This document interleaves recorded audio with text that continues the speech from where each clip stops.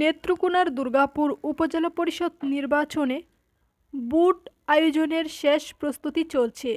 মঙ্গলবার দুপুর থেকে কেন্দ্রে কেন্দ্রে পাঠানো হচ্ছে বুথের সরঞ্জাম। উপজেলা পরিষদ হলরুম থেকে বিতরণ করা হচ্ছে এসব সরঞ্জাম। প্রতিটি কেন্দ্রের প্রিসাইডিং কর্মকর্তারা এসে বুঝে নিয়ে যাচ্ছেন বুথের সরঞ্জামাদি। তারপর পুলিশ পাহারায় নিয়ে যাওয়া হচ্ছে নির্ধারিত কেন্দ্রে। আগামীকাল 8ই মে বুধবার সকাল 8টা থেকে শুরু বুথ গ্রহণ। টানা চলবে বিকেল 4টা পর্যন্ত। এ উপজেলায় ভোটাররা ভোট দেবেন ব্যালটে।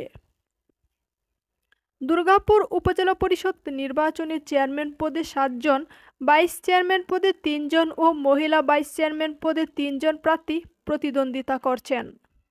দুর্গাপুর উপজেলা নির্বাচন কর্মকর্তা ও সহকারী রিটার্নিং কর্মকর্তা তপন চন্দ্র শীল জানান, সুষ্ঠু ও স্বতঃস্ফূর্তভাবে নির্বাচন অনুষ্ঠানের লক্ষ্যে সব ধরনের প্রস্তুতি নেওয়া হয়েছে।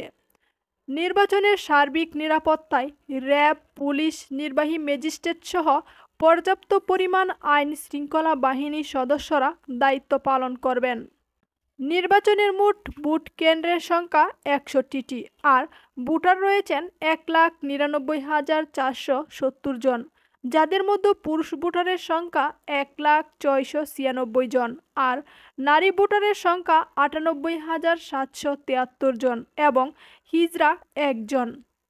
অন্যদিকে সুষ্ঠু নির্বাচনের লক্ষ্যে দুর্গাপুর কলমাকান্দা উপজেলায় নেত্রকোনার পুলিশ সুপার ফয়েজ আহমেদের নেতৃত্বে ব্রিফিং প্যারেড অনুষ্ঠান অনুষ্ঠিত হয়েছে।